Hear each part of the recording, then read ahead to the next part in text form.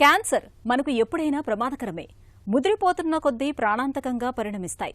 ఏ కారణం లేకుండా వచ్చిపడే క్యాన్సర్లు కొన్నైతే మరికొన్ని మన అలవాట్లు, వ్యసనాల మూలంగా వచ్చిపడుతూ ఉంటాయి. నోటిలో కనిపించే క్యాన్సర్లు అలాంటివే. చుట్ట, బీడి, సిగరెట్, పాన్, జర్దా, కిడ్లీ వంటి అలవాట్ల కారణంగా నోటిలో క్యాన్సర్లకు బీజాలు పడుతుంటాయి.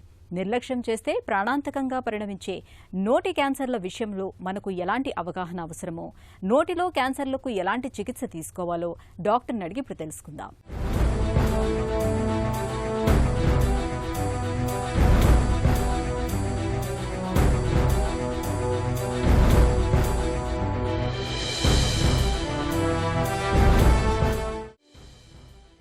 నోటిలో అప్పుడప్పుడు చిన్న చిన్న పుండ్లు రావటం, వాటంతట అవే మానిపోవటం మనలో చాలామందికి అనుభవమే. నిత్యం ఒత్తిడితో సతమతమవుతున్నప్పుడు, బి విటమిన్ లోపాలు తలెత్తినప్పుడు, పొరపాటున పంటితో కొరుకున్నప్పుడు నోటి లోపల చిన్న చిన్న గాయాలవుతూ ఉంటాయి. అల్సర్లు ఏర్పడుతూ ఉంటాయి. వీటి గురించి పెద్దగా భయపడాల్సిన పని లేదు. వారం 10 రోజుల్లోనే నయమైపోతూ ఉంటాయి. కానీ నోటిలో పుండ్లు మొదలై 2 వారాలు దాటినా అవి నయం కానప్పుడు అప్రమత్తం కావాలి. ఎందుకంటే ఇలాంటి మానని మొండి పుండ్ల వెనుక ఒక్కోసారి క్యాన్సర్ ప్రమాదం దాగి ఉంటుందని హెచ్చరిస్తున్నారు డాక్టర్లు. ఓరల్ క్యాన్సర్ అంటే మనం జనరల్గా నోటి క్యాన్సర్ అని వింటాం కదా.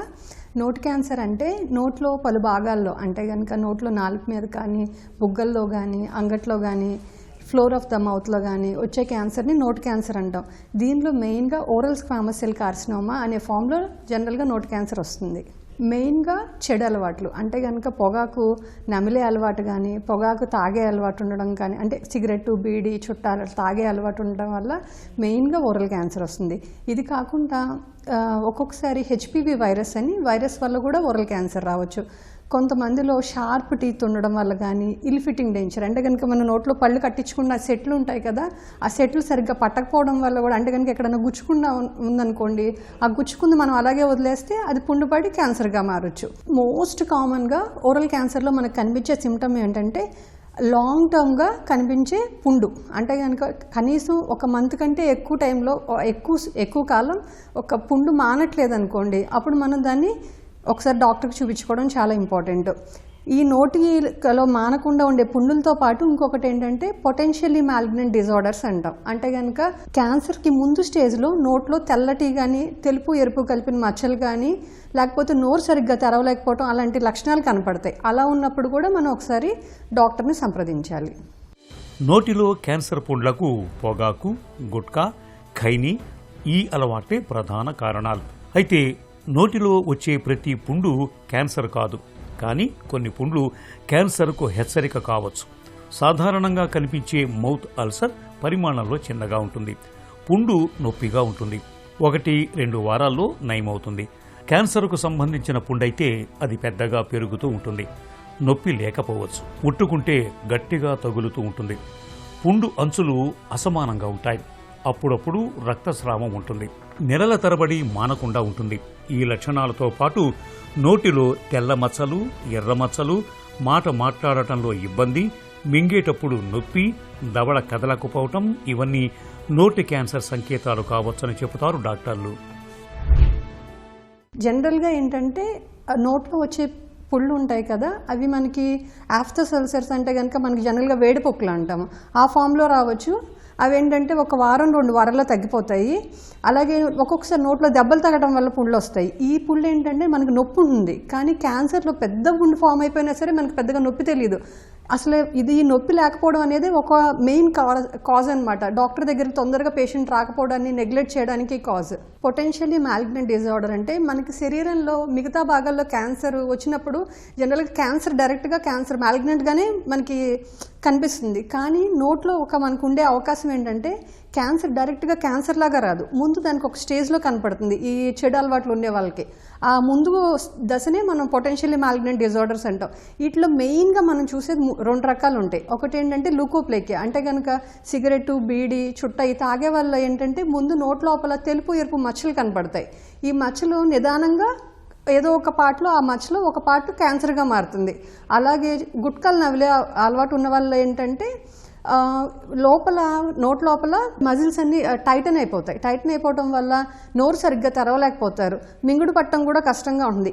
ఇప్పుడు ఈ పొటెన్షియల్లీ మ్యాలిగ్నెంట్ డిజార్డర్ స్టేజ్లో ఉన్నప్పుడు మనం పేషెంట్ కనుక ఆ హ్యాబిట్ని బ్రేక్ చేసినా సరే, లేకపోతే బ్రేక్ చేసి మిగతా మనకి డాక్టర్ గారి దగ్గరికి వెళ్ళి మెడిసిన్స్ వాడినా సరే తిరిగి నార్మల్ స్టేజ్కి రావచ్చు. ఒకసారి క్యాన్సర్గా మారితే మాత్రం ఇంకా దానికి క్యాన్సర్ ట్రీట్మెంట్కి వెళ్లాల్సిందే.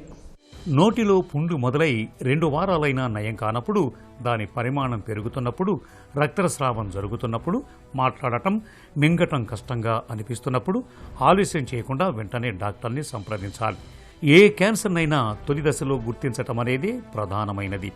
దాని మీద ఆధారపడే క్యాన్సర్ నయమవుతుందా లేదా అనే విషయం నిర్ధారణ అవుతుంది.